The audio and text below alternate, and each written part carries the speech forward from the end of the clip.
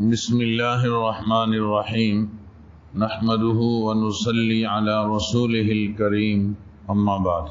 ارکان اسلام میں ایک بڑا رکن حج ہے، اسی کی مناسبت سے آج کی یہ مجلس ہے۔ میں آج کی اس مجلس میں 3 باتیں انشاءاللہ العزیز عرض کر کے اپنی بات ختم کر دوں۔ پہلی بات حج کی اہمیت اور فضیلت، دوسری بات حج کی تیاری میں کیا کیا کام کریں ہم، اور تیسری چیز عمرہ کرنے کا طریقہ۔ جہاں تک تعلق ہے حج کی اہمیت اور فضیلت، آپ نے سن ہی لی۔ ارکان اسلام میں جیسے نماز ایک رکن ہے، روزہ ایک رکن ہے، نماز کا منکر کفر میں چلا جاتا ہے، روزے کا انکار کرنے والا ایمان سے نکل جاتا ہے، ایسی حج بھی ارکان اسلام میں سے ایک رکن ہے۔ اور اللہ تعالیٰ نے بہت سخت ناراضگی کا اظہار کیا ہے ان لوگوں پر کہ حج کی طاقت رکھتے ہوئے حج نہ کریں۔ وَلِلَّهِ عَلَى النَّاسِ حِجُّ الْبَيْتِ مَنِ اسْتَطَاعَ إِلَيْهِ سَبِيلًا وَمَنْ كَفَرَ، یعنی حج نہ کرنے والے کو اللہ تعالیٰ نے جو لفظ جس سے تعبیر کی ہے وہ ہے وَمَنْ كَفَرَ۔ شیخ الحدیث حضرت مولانا زکریا صاحب رحمہ اللہ فرماتے ہیں کہ ایسے آدمی کی پیشانی پر قیامت والے دن کافر لکھا ہوگا جس کو حج کی طاقت ہے مگر پھر بھی نہیں جاتا۔ اللہ رب العزت نے نامساعد حالات کے باوجود ہمیں ان مبارک لوگوں میں شامل فرمایا۔ سب سے پہلے اس پر ہمیں اللہ کا شکر ادا کرنا چاہیے۔ کہاں اللہ کا پاکیزہ گھر، کہاں ہماری یہ ناپاک نگاہیں، کہاں اس کا پاکیزہ در، کہاں ہماری یہ ناپاک جبینیں اور پیشانیاں۔ یہ صرف اور صرف اس رب کا کرم ہے۔ اگر اعمال کی بنیادوں پہ بیت اللہ کا سفر ہوتا، دولت کی بنیادوں پہ بیت اللہ کا سفر ہوتا تو کوئی بھی کروڑ پتیا اور کوئی بھی لکھ پتیا آدمی اس سفر سے محروم نہ رہتا، ورنہ لیکن آپ حیران ہوں گے لوگ بیت اللہ کے اندر رہتے ہیں۔ ایک دفعہ ایک ٹیکسی پر بیٹھنے کا اتفاق ہوا تو میں نے ٹیکسی والے کو کہا کہ آپ مجھے وہاں اتار دیں جہاں سے بیت اللہ ذرا قریب پڑتا ہے۔ تو اس کے مختلف گیٹ ہیں، بعض گیٹوں سے بہت شارٹ پڑتا ہے، بعض سے تھوڑا صحن میں لمبا چلنا پڑتا ہے۔ وہ ہنس کا مجھے کہنے لگا یہ کچھ مجھے نہیں معلوم، میں تو دروازوں پہ اتارتا ہوں جو بھی ہو، اب اندر کہاں قریب ہے کہاں دور ہے میں کبھی اندر گیا ہی نہیں۔ یعنی آپ رہتا کہاں پہ ہے؟ مکہ میں، اور ہر روز حاجیوں کو لا رہا ہے اور چھوڑ رہا ہے، لیکن کہتا ہے میں اندر کبھی بھی نہیں گیا۔ ایسے لوگ ہیں ماشاءاللہ، اگر ہر جمعہ بیت اللہ میں پڑھنا چاہیں تو پڑھ سکتے ہیں، مگر آج تک یہ مبارک سعادت حاصل نہیں کی، العیاذ باللہ۔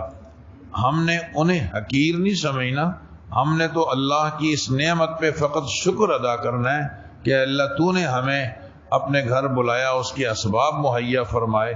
اللہم لک الحمد ولک الشکر۔ اور خصوصاً اب جو حالات چل رہے ہیں اس پہ تو مسلمان مایوسی کی بالکل چوٹی پہ پہنچ چکے تھے کہ پتہ نہیں اب یہ دوبارہ بہاریں کب بحال ہوں گی اور کب ہم حجاج کو دیکھیں گے کہ احرام باندھ کر جا رہے ہیں۔ کان تلبیہ کی آواز کو ترس گئے تھے، نگاہیں اس ہجوم کو دیکھنے سے بے قرار تھیں، اضطراری اور کیفیات آئے دن بڑھتی ہی جا رہی تھی۔ میرے رب نے بہت بڑا کرم کیا، پھر سے مسلمانوں کو یہ سعادتیں نصیب فرمائیں۔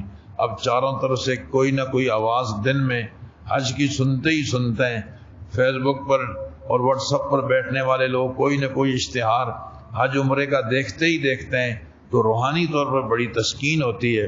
اللہ تعالیٰ اس سفر کو ہمارے حق میں مبارک فرمائے۔ حاجی کے فضائل میں کہتا ہوں ویسے تو بہت سارے ہیں، لیکن اس ایک بات نے نا سارے فضائل کا خلاصہ رکھ دیا۔ امام الانبیاء صلی اللہ علیہ وسلم نے عرفات کے میدان میں بہت ساری دعائیں مانگی، ان میں ایک دعا آپ نے یہ بھی مانگی، اے اللہ اس حاجی کی مغفرت فرما دے۔ تو حج پہ جانے والا اسے کچھ اور ملے یا نہ ملے، اللہ کے نبی صلی اللہ علیہ وسلم کی انشاءاللہ یہ دعا ملے گی۔ حضور نے دعا فرمائی ہے، اے اللہ اس حاجی کی مغفرت فرما۔ اللہ اکبر۔ اور اگلا جملہ اور عجیب ہے، فرمایا اے اللہ یہ حاجی جس کے لیے بخشش کی دعا مانگے تو اس کی بھی مغفرت فرما دے۔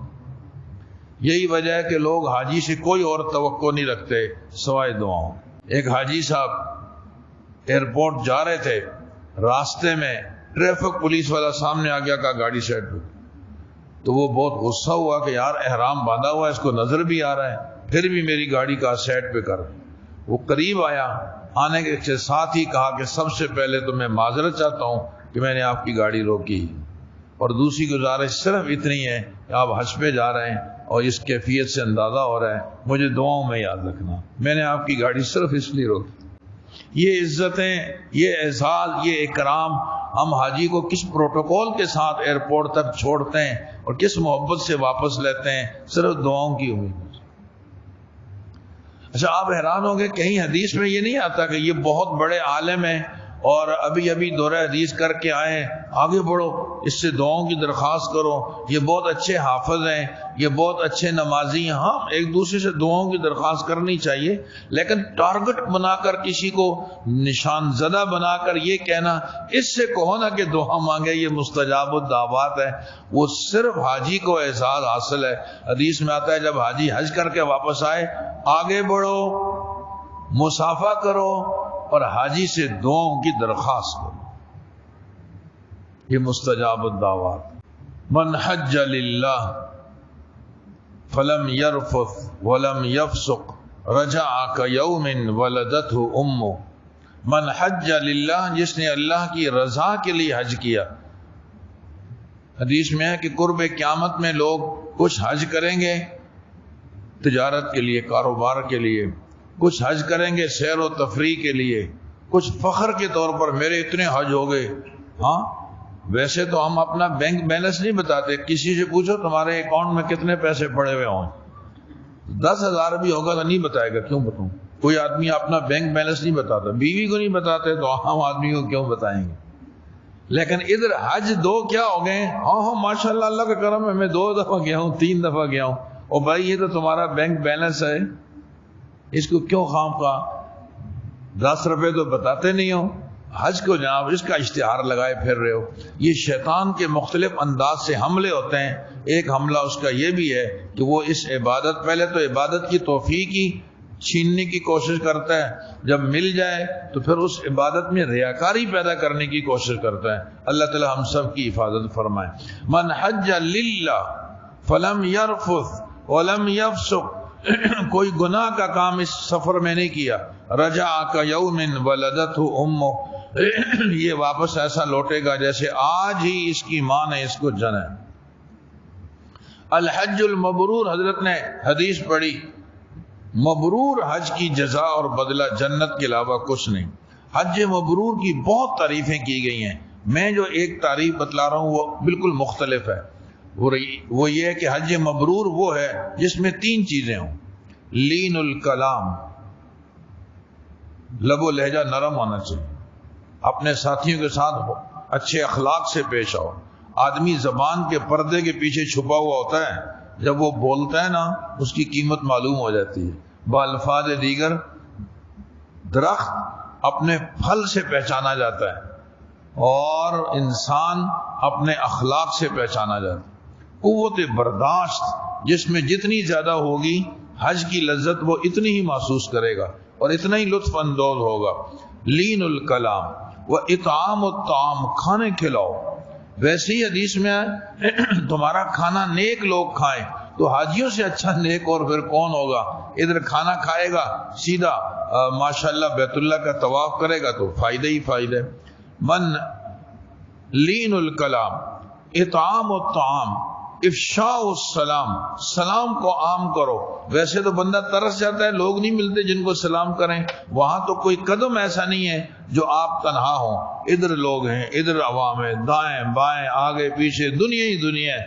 آپ سلام کیجئے. بہت سارے لوگ ایسے ملیں گے آپ ان کی زبان نہیں سمجھتے, وہ آپ کی زبان نہیں سمجھتے, لیکن یہ ایک ایسا مشترک کلمہ ہے مسلمانوں کے درمیان میں, یہ مشرق اور مغرب کو جوڑ دیتا ہے تو وہ یورپ ممالک کا.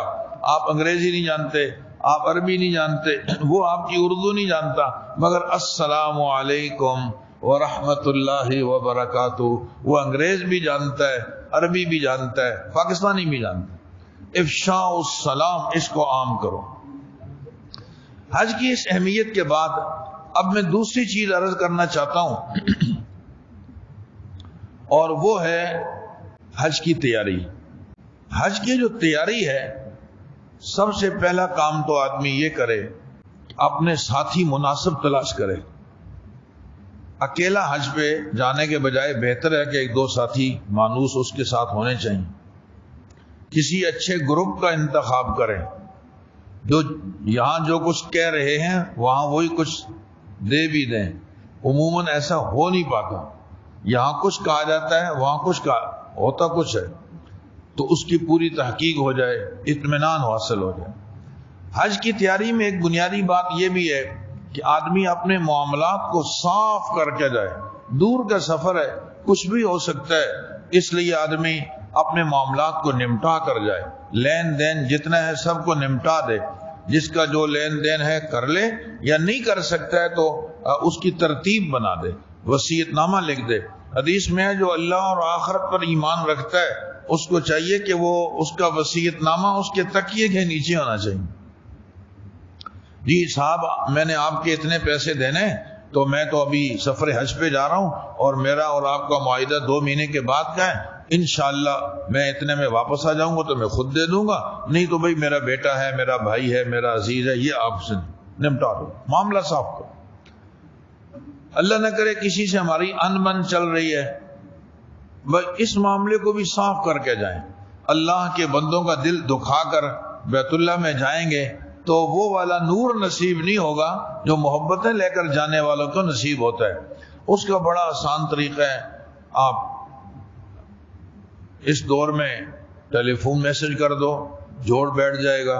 آپ سمجھ تو اس سے بات نہیں بنے گی, کسی بندے کو بیچ میں ڈالو, اس کو بھیج دو, خود چلے جاؤ. آخری درجے میں آدمی اتنی کوشش کر لے, آپ میسج میں بحث نہ کریں, میں بالکل صحیح تھا, تم نے اب تک جو ستایا کوئی بات نہیں, اب میں مجبور ہوں, حج پہ جا رہا ہوں تو مجھے معاف کر دو. اس طرح تو نہیں معاف کرے گا. آپ اتنا سا جملہ ڈال دو کہ میرے اور آپ کے درمیان میں ایک معاملہ چل رہا ہے, کون حق پہ ہے اور کون باطل پہ ہے, میں اس بحث میں نہیں پڑھنا چاہتا, بس میری یہ درخواست ہے, اس سلسلے میں جتنی مجھ سے کوتاہیاں ہو گئیں مجھے اللہ کی رضا کے لیے معاف فرما دیں. میں حج پہ جا رہا ہوں, انشاءاللہ آپ کے لیے عرفات کے میدان میں دعا کروں. تو کتنا ہی سنگ دل کیوں نہ ہو, بہرحال وہ سوچے گا یار اللہ کے گھر میں جا رہا ہے, مجھ سے معذرت بھی اس نے کر لی ہے, وہ ضرور معاف کرے گا. ہمیں معافی صدق دل سے ہی مانگنی چاہیے, ٹالنے کے لیے نہیں. اچھا آپ نے معافی مانگ لی, وہ پھر بھی آکڑا ہوا ہے, نہیں معاف کر, کوئی بات نہیں, پھر آپ چھوڑ دیں. آپ نے ابتدا کر لی نا, آپ نے معافی مانگ لی, اور حدیث میں آتا ہے جو آدمی معاف کرنے میں جلدی کرے گا اللہ تعالیٰ اس کو بھی معاف فرمائیں گے. اب اگر وہ نہیں کر رہا ہے, معافی قبول نہیں کر رہا, تو یہ اس کا معاملہ ہے, آپ کم از کم بری و ذمہ ہو جائیں گے. تو معافی تلافی, اپنے لین دین کے معاملات سب صحیح ہونے چاہیے. ایسی حج کی تیاری میں ایک اہم بات اس کو آپ محسوس نہ فرمائیں. دیکھیں بیت اللہ کا طواف آپ کرو گے, اللہ کے گھر کا طواف عظمتوں والا, تو لباس ایسا ہو جو میرے پیارے محبوب صلی اللہ علیہ وسلم کی نگاہوں میں بھی پسندیدہ لباس ہو. اور اللہ کے گھر میں طواف کرنے کی اللہ نے توفیق دی, روضہ رسول پہ انشاءاللہ حاضری ہوگی, مسجد حرام میں نمازیں ملیں گی, تو کپڑے صحیح ہوں. اب آپ نے بالکل فٹ فاٹ پینٹ یہاں سے لے لی اور ٹائی وائی پہن کا وہاں جا کر ہیں, اس طرح کے لوگ بہت ہوں گے, لیکن آپ کا ضمیر خود بھی آپ کو بولے گا یار یہ میں کیا آیا, کس کیفیت میں آیا ہوں. تو جانے سے پہلے آپ سب سے پہلے اچھا سے سفید سوٹ سلوائیں, بہترین قسم کے کپڑے 5-6 جوڑے سلوا لو, تاکہ آپ وہاں پر کرتا شلوار پہنو. ایسا لباس پہننا جس سے جسم کی وضع قطع ظاہر ہوتی ہو. مفتی صاحب بیٹھے ہوئے مجھ سے بہتر جانتے ہیں, ویسے بھی فقہاء نے اس کو مکروہ لکھا ہے, یہ اچھا نہیں ہے. پینٹ بھی اگر آدمی پہنا تو ڈھیلی سی اور کھلی ڈھلی استعمال کرنی چاہیے. بہت تنگ اور چست قسم کا لباس یہ نہ مردوں کے لیے صحیح ہے نہ عورتوں کے لیے صحیح ہے. خاص طور سے میری گزارش ہے کہ آپ جب حج کے سفر میں جائیں تو اس کا بہت ہی خیال کر لیں کہ ہمارا لباس اچھا ہو, تاکہ میں اللہ کے گھر کا طواف کروں تو میرا دل بھی مطمئن ہو, خوشی محسوس کرے کہ میں اچھے لباس میں اللہ کے گھر کا طواف کر رہا ہوں. ایسے ہی حج کی تیاری میں ایک بڑی اہم بات میں جو اور عرض کرنا چاہ رہا ہوں معذرت کے ساتھ, اپنی نماز ایک دفعہ کسی کو سنا لو, امام صاحب میں حج پہ جا رہا ہوں آپ میری نماز سن لینا. کہیں ایسا نہ ہو رب کی کرم کی انتہا ہو گئی کہ اس نے ہمیں بیت اللہ کے سامنے لے جا کر بٹھا دیا اور ہماری نالائکی کی بھی انتہا ہو گئی کہ ہم نماز غلط پڑھ رہے ہیں یا رکوع ہی غلط ہے. تو نماز کا سبق بھی صحیح ہونا چاہیے اور نماز کی ظاہری حیت بھی صحیح ہونی چاہیے. ظاہری رکوع صحیح ہو, قوما صحیح ہو, جلسہ صحیح ہو, سجدہ صحیح ہو, ہم نیت صحیح طرح باندھ رہے ہوں, ہمارے پاؤں بالکل صحیح ہوں. اس سلسلے میں کچھ معاون کتابیں بھی اپنے ساتھ رکھی جا سکتی ہیں. اور یہاں پر میں عرض کر رہا ہوں کہ آپ اپنی مسجد کے امام کے پاس پہنچ جائیے. ہر مسجد کا امام, یعنی یہ حلفیہ بات کہی جا سکتی ہے کہ حاجی کے لیے یوں سمجھیں کہ 24 گھنٹے لیے بیٹھا ہے, کوئی آئے ہم سے جو خدمت ہو سکے گی یہ ہمارے لیے سعادت ہے, آپ پر کوئی احسان نہیں ہے کہ آپ کے اس مبارک سفر میں ہمارا حصہ پڑ جائے گا. آپ کوئی بھی شکل ہو آپ اپنائیے, اپنی نماز سنائیں, التحیات ٹھیک ہے کہ نہیں, دعائے قنوت ٹھیک ہے کہ نہیں. اچھا یہاں پر تو ہم جنازہ پڑھتے ہیں نا, کبھی ہفتے میں ایک, کبھی مہینے میں 2, وہاں ہر نماز کے ساتھ جنازہ. میں نے ایک دفعہ سوچا کہ یار یہ جنازے ہیں کتنے, میں گنوں تو صحیح کہ ہر نماز کے ساتھ جنازے ہوتے ہیں, سنا ہے 1 سے زیادہ ہیں. تو اس جگہ پر پہنچ گئے جہاں جنازے رکھے ہوئے تھے, 21 جنازے ایک نماز میں رکھے ہوئے. وہ مجھے ساتھی نے کہا کبھی کبھی اس سے زیادہ بھی ہوتے ہیں, کبھی کم بھی ہوتے ہیں, 15 16 2 4 بھی ہوتے ہیں. اب آپ اندازہ لگاؤ, اور یہ مرنے والا بھی کتنا خوش نصیب ہے, قیامت تک اس کے نامہ اعمال میں حج لکھا جائے گا اور بیت اللہ میں اس کی نماز جنازہ ہو رہی ہے. اور اللہ نے مجھے نماز جنازہ پڑھنے کی توفیق عطا فرمائی ہے, مگر میں اتنا بد نصیب ہوں کہ مجھے دعا ہی نہیں آتی. یہاں سے نماز جنازہ کی دعا یاد کر لو نا, ابھی دن تو ہے نا. کتاب میں دیکھ کر ایک دفعہ سامنے کسی کو سنا لو, پھر تھوڑا تھوڑا کر کے اس کو زبانی یاد کر لو. تو جنازے کی دعائیں آنی چاہیے اور نماز میں جو کچھ پڑھا جاتا ہے وہ ہمیں آنا چاہیے. اچھا ایک بڑی اہم بات ابھی میں آگے عرض کروں گا, طواف کے دوران تیسرا کلمہ بہت پڑھتے ہیں, سبحان اللہ والحمد للہ ولا الہ الا اللہ واللہ اکبر. اس کو پڑھنا چاہیے, ہمیں آتا ہی نہیں, اس کو یاد کر لو بھائی. اچھا سعی کے درمیان صفا مروہ کی سعی, چوتھا کلمہ وہاں بہت پڑھا جاتا ہے, یہاں تیسرا وہاں چوتھا. لا الہ الا اللہ وحدہ لا شریک لہ لہ الملک ولہ الحمد یحیی و یمیت بیدہ الخیر وہو علی کل شیء قدیر. بھائی اس کلمے کو یاد کر لو نا, اتنا لمبا تو نہیں ہے, اور کسی کو سنا دو ایک دفعہ تاکہ آپ صفا مروہ کی سعی کرو, اس کو جا وہ پڑھتے ہوئے کرو. اچھا رکن یمانی پہ 70 فرشتے بیٹھے ہوتے ہیں, اور جب بندہ وہاں پہنچتا ہے نا اور کہتا ہے ربنا آتنا فی الدنیا حسنہ وفی الآخرۃ حسنہ وقنا عذاب النار, تو یہ 70 فرشتے کہتے ہیں آمین آمین آمین. اب اس کو یہ دعا ہی پڑھنی نہیں آ رہی. اچھا صفا مروہ کے درمیان میں جو ہری بتیاں لگی ہوئی ہیں اس میں تھوڑی دوڑ لگاتے ہیں, تیز چلتے ہیں. وہاں حدیث میں دعا ہے پڑھنے کے لیے, رب اغفر وارحم وتجاوز عما تعلم انک انت العز الاکرم. بھئی اتنی سی تو ہے, پڑھ لو.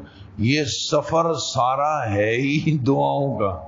حج کے موضوع پر جو کتابیں لکھی جاتی ہیں نا, بہت ساری کتابیں ہیں, معلم الحجاج, رہبر الحجاج, اور جو ہے وہ حرمین کا سفر, حج اور عمرہ قدم بقدم فلاں فلاں.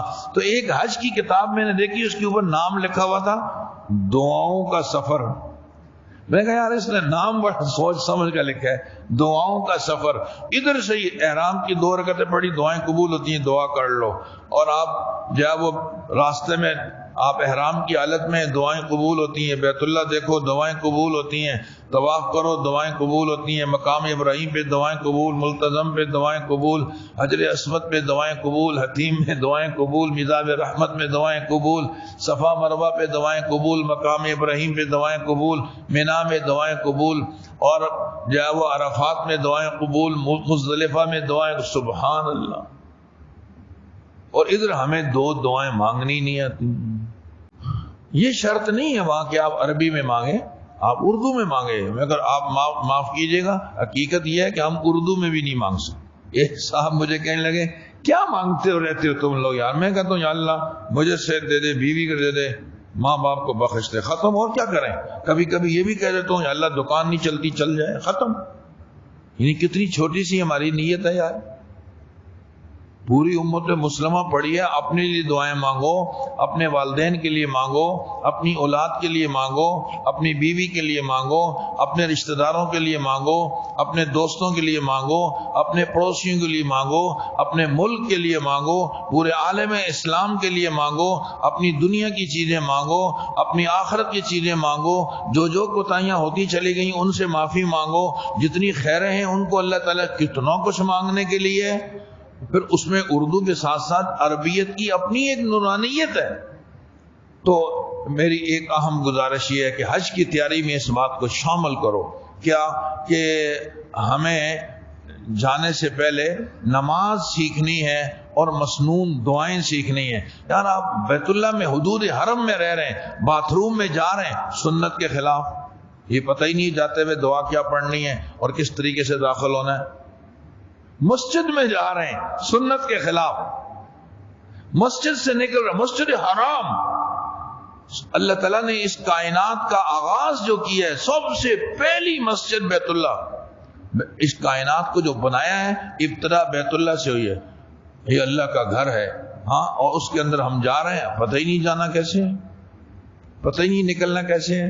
اس حدود حرم میں کھانا کھا رہے ہیں سنت کے خلاف، اس حدود حرم میں سو رہے ہیں سنت کے خلاف، اٹھ رہے ہیں سنت کے خلاف، بازار جا رہے ہیں سنت کے خلاف۔ تو یہ پھر یہ ساری چیزیں کب کام آئیں گی؟ کون سا وہ وقت ہوگا اور جگہ ہوگی جہاں ہم سنت کے مطابق مسجد میں جائیں گے؟ مسجد حرام میں اور مسجد نبوی میں تو جانا نصیب نہیں ہوا، اور پھر کون سی مسجد میں جانا چاہتے ہیں؟ سو ان چیزوں کو سیکھ کر جاؤ۔ وہاں ایسے ممالک موجود ہیں، جو لوگ حج پہ آتے ہیں وہی بتاتے ہیں، ان کے ملک میں ویزا جب لگتا ہے جب پہلے آپ نے تربیتی نشست 6 مہینے کی ہو، پھر وہ ایک بطاقہ جاری کرتے ہیں کہ ہاں اس نے 6 مہینے نشستیں پوری کی ہیں، اب یہ اس قابل ہے کہ یہ حج پہ جا سکتا ہے، جب جا کر ویزا لگتا ہے، ورنہ لگتا ہی نہیں۔ میں کہتا ہوں بالکل صحیح ہے۔ آپ یقین کریں ہمارے لوگ جو حج کرتے ہیں نا، اللہ معاف فرمائے، ایک تو ہمارے لوگوں پہ حج فرض ہوتا ہے جب بوڑھے ہو جائیں، جب بالکل وہاں کسی کام کے ہی نہیں رہتے۔ حج جوانی کا ہے، من اراد الحج فلیتعجل، جو حج کا ارادہ کرے جلدی کرو، دیکھو نہیں کہ بڑھاپا آئے گا پھر کریں گے آخر میں۔ جوانی میں حج کرو جس میں آپ کو ہمت ہو، سارے کام کر سکو، اور سیکھ کر حج کرو۔ ایک بندہ تھا نا کہ مولوی صاحب کے پاس گیا کہ میں نے یوں حج کیا، تو امام صاحب نے بتایا او ہو، جب تم حج پہ گئے نا تو تمہاری بیوی تمہارے اوپر حلال تھی، اور اب جو تم کارگزاری سنا رہے ہو نا اس کے تحت تمہاری بیوی تمہارے اوپر حرام ہو گئی، کیونکہ وہ طواف زیارت چھوڑ کے ہی آ گیا۔ وہ طواف زیارت کیے بغیر ازدواجی تعلقات قائم کرنے ناجائز ہیں، بتاؤ۔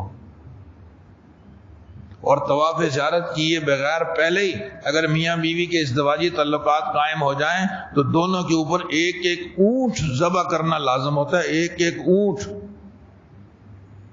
طبیعت صاف ہو جاتی ہے آدمی۔ یہ سب کیوں ہے؟ صرف اس لیے کہ حج سیکھ کے نہیں جاتے ہیں، سیکھ کے جانا چاہیے۔ ایسی ہی ایک اور اہم بات، اس سفر کو نا گناہوں سے پاک کرو، کوشش کرو کہ اس سفر میں ہم سے کوئی گناہ نہ ہو۔ قیامت میں ایسے ایسے لوگ آئیں گے جو برسوں برس پیش کریں گے کہ ہم نے کوئی گناہ نہیں کیا، برسوں برس سے فرشتے بیٹھے ہوئے، آج تک کوئی گناہ لکھنے کا موقع ہی نہیں ملا۔ تو کم از کم ہم حج کے تو یہ دن پیش کر سکیں کہ یا اللہ حج کے یہ دن جو ہیں ہم نے یہ گناہ کے بغیر گزارے. حج کے ایام میں خاص طور سے 2 گناہ ان سے بچنا ہے. ایک نظر، بد نظری کے مواقع بہت ہوتے ہیں. دنیا کا سب سے زیادہ خوبصورت مرد، سب سے زیادہ خوبصورت عورت آپ کو حرم میں نظر آئے گی، اور دنیا کے سب سے زیادہ بدصورت مرد، بدصورت عورتیں یہ بھی آپ کو حرم میں نظر آئیں گی.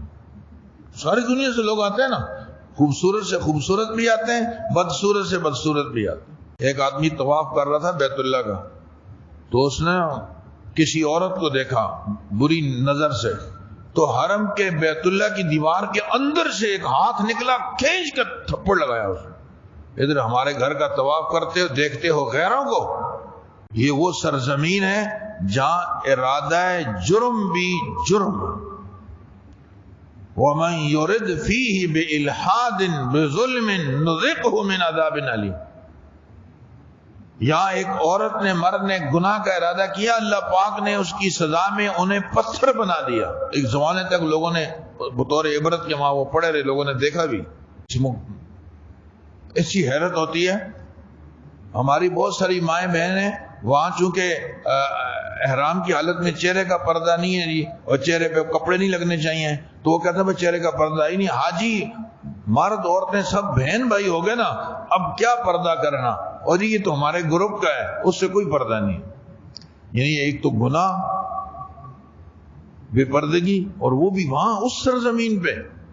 لہذا یہ طے کرو کہ جو کام غلط ہے نا، وہ ساری زندگی بچنا ہے، وہ اللہ سے مانگ کے آنا ہے، مگر خصوصاً اس مبارک سفر میں گناہوں سے ہم نے اپنے آپ کو بچانا ہے، اور گناہوں والی زندگی نہیں ہونی چاہیے، تاکہ اس سفر کے جو اچھے ثمرات ہیں وہ ہمیں نصیب ہو سکیں.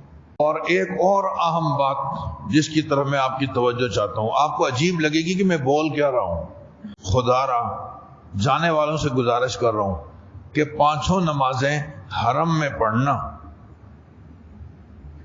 500 نمازیں کہاں پڑھنی ہیں؟ حرم میں. ایک نماز اگر آپ نے مسجد حرام میں پڑھ لی، 1,00,000 نمازوں کا ثواب ملے گا. 500 نمازیں پڑھ لی، 5 لاکھ. تو آپ پاکستان میں اتنی نمازیں پڑھ سکتے ہو؟ پھر مجمع اتنا زیادہ، پھر مسجد حرام کے اس مجمع میں کتنے کتب ابدال ہوتے ہیں آپ سوچ نہیں سکتے ہو. پتہ نہیں کس کی برکت سے ہم سب کی نمازیں قبول ہو جائیں. میں نے کیا بات عرض کی کہ خدا را نماز جا کر کہاں پڑھنی ہے؟ مسجد میں. یہ صرف جوش 1 دن کا 2 دن کا ہے. بس دعا کرو اللہ ہمیں حرم پہنچا دے. عورتیں بھی رو رہی ہوتی ہیں، مرد بھی آؤ زاری کر رہے ہوتے ہیں. جو ہی وہاں پہنچے، عمرہ ہو گیا، احرام کھل گیا، 1 آدھا دن جوش باقی رہا. اس کے بعد عزیزیہ میں، وہ کافی دور ہے وہاں سے، 8-10 میل کے فاصلے پہ ہے، عزیزیہ میں رہنے والا غریب حاجی بیت اللہ میں پہلی صف میں نماز پڑھ رہا ہوتا ہے پیدل چل کے، اور مکہ ٹاور اور زمزم ٹاور میں رہنے والا حاجی یا سو رہا ہوتا ہے یا اپنے کمرے میں اپنی نماز پڑھ رہا ہوتا ہے. سارے جوش ختم ہو. اچھا یہ کیوں ہوتا ہے؟ یہ زیادہ تر وہ لوگ کرتے ہیں، بہت معذرت کے ساتھ، جو میاں بیوی اکٹھا سفر کرتے ہیں نا، رات بھر تو مارکیٹوں میں چیزیں تلاش کرتے رہتے ہیں، 2 بج گئے تو چلو اب سونے چلتے ہیں، تو اب صبح فجر کیا پڑھیں گے. میں یہ ڈیوٹی اپنی ماؤں بہنوں کی لگانا چاہتا ہوں. انہیں چاہیے کہ رات کو طے کر کے سوئیں، الارم لگا کر سوئیں، ایک دوسرے کو بتا کر سوئیں کہ اتنے بجے اٹھنا ہے. میں تو کہتا ہوں جو آدمی اس مبارک سفر میں جائے پھر بھی تہجد نصیب نہ ہو، یار کب ہوں گے اس کو. وہاں تو تہجد کی اپنی ایک شان ہے. اتنے ریلے جا رہے ہوتے ہیں لوگوں کے تہجد پڑھنے کے لیے. اذان ہوتی ہے باضابطہ، ایک ظہر کی نماز اور عصر کی نماز کے لیے لوگ جاتے ہیں، پھر بھی تہجد کیا ہماری فرض نماز ہی نہیں ہوتی. نہیں پڑھتے لوگ، خصوصاً وہ لوگ نہیں پڑھتے جو بہت قریب رہتے ہیں. مکہ ٹاور سے ایک دفعہ کچھ لوگ ہمارے گروپ میں بیان سننے آ گئے. عصر کے بعد ہمارے گروپ میں بیان ہوتا تھا، تھوڑا فاصلے پہ تھا ہمارا ہوٹل. وہاں جب بیان ہوا تو مکہ ٹاور اور زمزم ٹاور کے حاجیوں نے کہا یہ ہیں لوگ مکہ ٹاور میں، ہم تو جہنم میں ہیں. میں نے کہا یار ہم کہتے ہیں کہ تم جنت میں ہو، ہم مر گئے یہاں سے چل چل کے، آپ بہت مزے میں ہو. آپ نے یہ جملہ بڑا عجیب کہا. کہنے لگا کیا بتاؤں مولوی صاحب، کھانے ہمارے پاس 25 قسم کے ہیں، نماز بھی کوئی نہیں پڑھتا، اور یہ بیان وہاں اگر 4 آدمی جمع ہو جائیں مکہ ٹاور میں بیان کے لیے، ساری پولیس اور ہوٹل کی انتظامیہ آ جاتی ہے، یہاں بولنے کی اجازت نہیں ہے۔ یہ ہے یار حج، تو اس کو بولتے ہیں یار، ہم کس مصیبت میں پھنس گئے۔ میں تو یہ کہوں گا کہ زیادہ VIP کے چکر میں جو پڑھتے ہیں وہ حج شج نہیں کرتے، تفریح ہوتی ہے۔ اور اگر اللہ نے آپ کو یہ سہولت دی ہے، اچھی بات ہے، تو آپ اس نعمت کی قدر کیجئے نا۔ آپ اتنے قریب ہیں تو تکبیر اولیٰ سے نماز تو پڑھ لو۔ یہ کتنا دکھ ہے کہ عزیزیہ میں رہنے والا حاجی پہلی صف میں آ کر نماز پڑھ رہا ہو، اور مکہ ٹاور اور زمزم ٹاور میں رہنے والا اپنے کمرے میں بغیر جماعت کے نماز پڑھ رہا ہو۔ اس سے بڑا افسوس کوئی ہو سکتا ہے؟ یہاں سے سوچو، وہاں یہ سستی جب کاہلی سامنے آئے گی تو اس عاجز کی بات بھی آپ کو یاد آئے گی، یار وہ مولوی صحیح کہہ رہا تھا کہ ابھی دیکھو ہماری نماز رہ گئی۔ دیکھو نماز روزے سے افضل ہے، حج سے بھی افضل ہے۔ نماز تو چلی گئی، پھر باقی کیا کرنے گئے ہم؟ تو وہاں یہ سستی اور کاہلی نہیں ہونی چاہیے۔ نماز کے حوالے سے ہم بہت چست اور نمازیں ساری حرم میں ادا کریں۔ ان دو باتیں جو میں نے عرض کی، حج کی کچھ اہمیت اور فضیلت، اور نمبر 2 حج کی تیاری میں آپ نے کیا کیا کام کرنے ہیں، اور بہت ساری چیزیں، مگر یہ چند چیزیں میں نے بڑی اہم بتائیں۔ یہاں سے آپ گھبرانے کی بات نہیں ہے، یہاں سے ہی افہام و تفہیم کے ساتھ ایک اور بات بھی میں عرض کرنا چاہ رہا ہوں، وہ ہے غلط نیت، غلط ارادے اور غلط باتوں کا اظہار۔ مثلا مرد بیوی کو کہہ دے گا تو تیری کیا حیثیت ہے، تو کیا حج کرتی ہے، تو میں تجھے حج کرا رہا ہوں۔ یہ اس طرح کی باتیں بالکل نہ کریں۔ کیا پتہ ہے اللہ آپ کو بھی اس کی برکت سے لے کے جا رہا ہو۔ اور اگر عورت اپنے محرم کا خرچ برداشت کر رہی ہے تو بالکل نہیں، عورت پہ یہ دھمکی نہ مارے کہ تم کہاں سے جا سکتے تھے، یہ تو ہم نے خرچ کیا، ہمارے ابا نے پیسے دیے اور میرے ابا کے پیسوں پر تم ناچ رہے ہو اور حج پہ۔ نو حسن اخلاق اس پورے سفر کی بنیاد ہے۔ اور خاص طور سے ہماری بس میں ایک دفعہ جو ہے وہ مکہ مکرمہ سے مدینہ منورہ جا رہے ہیں، 2 میاں بیوی آپس میں لڑ گئے، اور آپ حیران ہوں گے بھری بس کے اندر وہ حاجی نے کھینچ کا مارا تھپڑ بیوی کو، پوری بس میں آواز گئی۔ یہ حج پہ گئے ہیں۔ خیر بس میں بھی تھا، میں نے دل میں سوچا کہ آج سب کے سامنے اگر تجھ سے معافی نہ منگواؤں نا بیوی سے، تو میرا نام بھی پھر۔ خیر مجھے دکھ ہوا، میں شروع میں تو چپ ہو گیا کہ وہ دونوں غصے میں تھے، تو میں نے کہا کہ نئی مصیبت نہ کھڑی ہو جائے۔ تھوڑا آگے گئے تو میں نے اس کو بلا کر کہا کہ کہاں جا رہے ہو؟ میں مدینہ۔ میں نے مدینے والے نے تو ساری زندگی میاں بیوی کے حقوق بیان کیے، تو بیوی کو مار کر وہاں مدینے لے جائے گا تو مدینے والا تجھے سلام کا جواب دے گا؟ سلام کرنے کس کو جاؤ گے؟ اس انداز سے تو سلام کے جواب نہیں ملا کرتے۔ اب کیا کروں، غلطی ہوگی۔ میں نے کہا سب کے سامنے معافی مانگ، کیونکہ تو نے مارا سب کے سامنے۔ امام صاحب کوئی لچک دکھاؤ۔ میں نے کہا تو یہی ہو سکتا ہے، اگر سلام کا جواب چاہیے سب کے سامنے معافی مانگنے میں کیا تکلیف ہوتی۔ خیر وہ جلدی سے اس کی بیوی نے کہا نہیں میں معافی نہیں منگوانا چاہتی، اور کوئی بات نہیں، ہو گیا۔ اسی نے دل بڑا کیا۔ لیکن میں بتانا چاہ رہا ہوں یہ کیا اخلاق ہے یار، کمرے کے اندر لڑ رہے ہوتے ہیں، میاں بیوی لڑ رہے ہوتے ہیں۔ یہی وجہ ہے کہ پرانے زمانے میں راستے بہت خراب، عجیب کچے راستے، اور سمندری سفر تکلیف دہ راستے، تو ہمارے حضرت والا فرمایا کرتے ہیں راستے بہت کچے تھے مگر حاجی بہت پکے تھے۔ ایک بندہ حج کر کے آئے، میں کہتا ہوں علاقہ بدل لیتا تھا، وہ اس سے دیکھتے ہی بندے کے اندر خوف خدا پیدا ہو جاتا تھا، فکر آخرت کی پیدا ہو جاتی تھی۔ اور اب حاجی بہت ہیں مگر پہلے سے زیادہ، وہ ایک مانگنے والا پیسے مانگ رہا تھا نا، تو نابینا تھا، اچانک ایک بندہ آیا، اس کے ہاتھ سے سارے پیسے لے کر چلا گیا۔ نابینے نے کہا حاجی صاحب میرے پیسے دے دو، میں غریب آدمی ہوں۔ وہ حاجی بڑا حیران ہوا کہ یار یہ تو نابینا ہے، مجھے جانتا بھی نہیں، تو اس کو کس نے بول دیا کہ بھئی میں حاجی ہوں؟ وہ واپس آیا، اس نے کہا سچ بتا تجھے کس نے کہا کہ میں حاجی ہوں؟ کہنے لگا اصل میں ایسے کام حاجی کرتے ہیں، عام بندہ نہیں کر سکتا۔ تو میں بہت معذرت چاہتا ہوں، یہ ہم سب کا مشترک غم ہے کہ ہمیں ٹھیک ہونا چاہیے، اور اپنے آپ کو بدلنے کی نیت سے یہ سفر کرو۔ ہمارے عقائد ٹھیک ہوں، ہمارے معاملات ٹھیک ہوں، اس لیے یہ سفر کیا جاتا ہے۔ اتنے بڑے مجمع میں آپ کو ڈال دیا کہ اپنے اندر قوت برداشت پیدا کرو، حسن اخلاق کا مظاہرہ کرو، عقیدے کی مسلسل تربیت ہو رہی ہے۔ یہاں سے قل یا ایھا الکافرون احرام کی 2 رکعتیں پڑھ کے سورت پڑھوائی جا رہی ہے، قل هو اللہ احد پڑھوائی جا رہی ہے۔ وہاں پر آپ پہنچیں بیت اللہ کے طواف میں سبحان اللہ والحمد للہ ولا الہ الا اللہ، آپ صفا مروہ کی سعی میں لا الہ الا اللہ، عرفات کی دعاؤں میں لا الہ الا اللہ۔ یہ کیا ہے؟ جگہ جگہ عقیدے کو صحیح کرو۔ تلبیہ ہی دیکھ لو آپ، لبیک اللہم لبیک لبیک لا شریک لک لبیک۔ ادھر بیت اللہ کا طواف، ادھر آ کے قبروں کا طواف، اس نے کیا طواف کیا یار؟ یہ تو بیت اللہ کے طواف کی نقدری ہوگی کہ ادھر زیارتوں کا طواف اور قبروں کا طواف غیر اللہ سے مانگنا، اور ادھر بیت اللہ کا بھی طواف کر رہا ہے، تو اس نے تو حج کی روح ساری ختم کر دی۔ تو حج کی روح یہ ہے کہ ہمارے اعمال بھی درست ہوں، معاملات بھی درست ہوں، عقائد بھی درست ہوں۔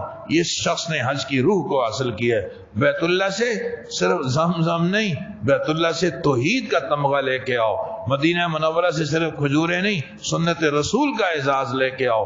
یہ ہے کامل حج۔ اللہ ہمیں اس کی توفیق عطا فرمائے۔ میں اب ایک تیسری اور اہم چیز شروع کرنا چاہ رہا ہوں، وہ ہے عمرے کا طریقہ۔ یاد رکھیں حج کی 3 قسمیں ہیں۔ حج افراد جس میں بندہ صرف حج ہی کرتا ہے، اور ایک ہے حج تمتع، ایک ہی سفر میں پہلے عمرہ کرتے ہیں پھر احرام سے نکل جاتے ہیں اور دوبارہ حج کے ایام میں جو ہے وہ احرام باندھ کے حج کر لیتے ہیں۔ اس کو حج تمتع کہتے ہیں کہ ایک ہی سفر میں 2 کام کر لیے۔ اور ایک حج قران ہوتا ہے جس میں احرام سے بندہ نکلتا نہیں ہے اور اسی احرام میں پہلے عمرہ کرتا ہے پھر اسی میں وہ حج بھی کر لیتا ہے۔ عام طور پہ چونکہ ہمارے پاکستانی اور حجاج حج تمتع کرتے ہیں، کچھ حج قران بھی کرنے والے ہیں، ہمارے یہاں افضل تو وہی ہے، لیکن یہ کہ حج تمتع میں ذرا آسانیاں ہیں تو اس لیے حج تمتع لوگ کرتے ہیں۔ حج تمتع میں پہلے عمرہ کیا جاتا ہے پھر حج کیا جاتا ہے۔ آپ کی نشستیں چونکہ ابھی کچھ اور بھی ہیں تو میں حج کے اعمال کو نہیں چھیڑنا چاہ رہا، میں صرف عمرے کو بتانا چاہ رہا ہوں۔ اگر آپ کی توجہ ہوگی تو انشاءاللہ یہ عمرہ آپ کو سورہ فاتحہ کی طرح آسان لگے گا۔ ایک عمرے کے حوالے سے جو عنوان ہے وہ یہ کہ عمرے میں 4 کام کرنے۔ عمرے میں کتنے کام کرنے؟ 4۔ نمبر 1 احرام، توجہ کرنا، نمبر 1 کیا؟ احرام۔ احرام سے پہلے کچھ کام کرنے، کچھ احرام کے بعد کرنے اور کچھ احرام باندھنے کے دوران کرنے۔ احرام سے پہلے کیا کرنا ہے؟ ابھی مجھے احرام باندھنا ہے تو میں کیا کروں؟ تو ہمیں چاہیے کہ سب سے پہلے ہم اپنے ناخن وغیرہ کاٹ لیں، جسم کے زائد بال صاف کر لیں، غسل کر لیں، اور بالوں کو تیل بھی لگا سکتے ہیں، غسل کے بعد خوشبو بھی لگا سکتے ہیں جسم پر، کیونکہ ابھی تو آپ احرام میں نہیں گئے نا، تو خوشبو لگانے میں کوئی حرج نہیں ہے، کنگھی بھی کر سکتے ہیں، سب آپ فٹ فاٹ ہو گئے۔ اب احرام کی چادریں باندھنے کا وقت آ گیا۔ تو یاد رکھیں کہ احرام 3 چیزوں کے مجموعے کا نام ہے۔ اگر ان 3 کاموں سے پہلے غسل کر لیا، جسم کے زائد بال صاف کر لیے، بال صحیح کر لیے، 2 چادریں، احرام 3 چیزوں کا مجموعے کا نام ہے نا، اس میں پہلی چیز ہے 2 چادریں، ایک لنگی ایک اوپر چادر لے لیں، 2۔ اب آپ نے چادریں 2 لے لی، لباس اتار دیا، تو اب 2 رکعت نماز پڑھ لو۔ اب کیا کر لو؟ 2 رکعت نماز پڑھ لو۔ یہ احرام کی 2 رکعتیں کہلاتی ہیں۔ 2 رکعت نماز میں پہلی رکعت میں آپ قل یا ایھا الکافرون پڑھ لیں اور دوسری رکعت میں آپ قل هو اللہ احد پڑھ لو۔ بہتر یہ ہے، باقی کوئی بھی سورت پڑھ سکتے ہو۔ نماز سے فارغ ہو گئے آپ، اب بیٹھے بیٹھے آپ ٹوپی پہن کے نماز پڑھیں گے، ٹوپی پہن کے نماز پڑھیں گے۔ اب آپ نے چونکہ نیت کرنی ہے، احرام میں دوسری چیز ہے نیت، تو یہ ٹوپی اتار دو، کیونکہ احرام میں آدمی جب احرام کی حالت میں ہو تو سر پہ کپڑا نہیں لگنا چاہیے۔ ہاں عورتیں جو ہیں وہ ان کے سر پہ کپڑا ہوگا، ان کا چہرہ البتہ اس پہ کپڑا نہیں لگنا چاہیے۔ میں آپ کی توجہ چاہتا ہوں۔ اب آپ بیٹھے ہوئے نیت کریں گے، کیا کریں گے؟ نیت۔ نیت کرتے ہوئے ہم یوں بولیں گے اللہم انی ارید العمرۃ فیسرها لی وتقبلها منی.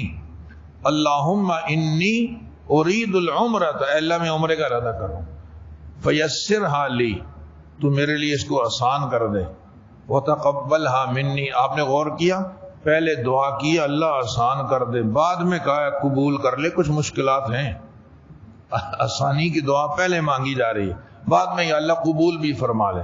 یہ نیت کر لی آپ نے. اب اس کے بعد تیسرا کام کرنا ہے تلبیہ. تلبیہ جب بھی آدمی پڑھے تو بہتر یہ ہے کہ 3 دفعہ پڑھ لے، ویسے 1 دفعہ بھی کافی ہے لیکن 3 دفعہ پڑھ لے آغاز میں.